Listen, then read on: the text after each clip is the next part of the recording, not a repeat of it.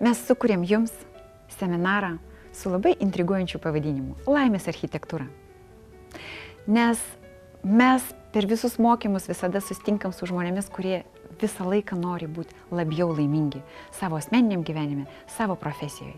Seminare Laimės architektūra mes naudojam labai įdomų psichologinį įrankį, kuris vadinasi enneagramą.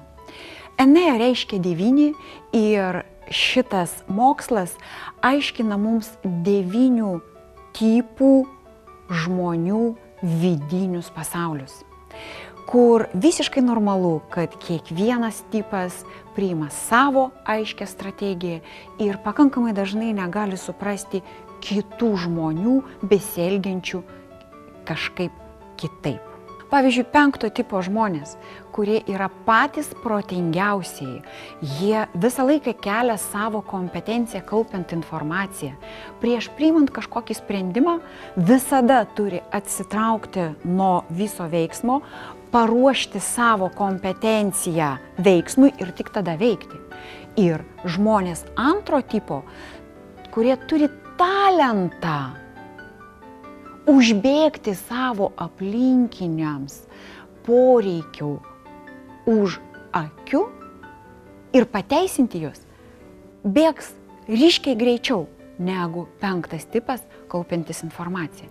Visiškai normalu, kad ar tai asmeniniam gyvenime, ar tai profesijoje, ar tai vaikų auklėjime bus skirtingi požiūriai, kaip reikėtų spręsti vieną ar kitą situaciją.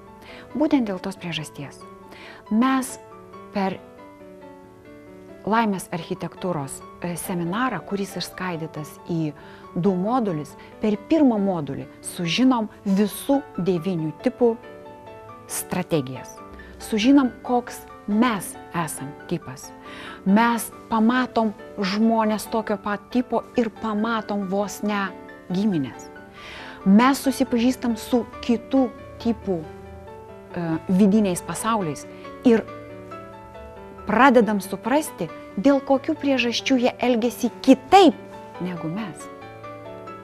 Tokiu būdu, per 2 modulį mes ieškom konkretaus pritaikymo mūsų šitoms žinioms, kaip mes elgiamės konfliktuose, kaip mes priimam sprendimus neįprastose situacijose.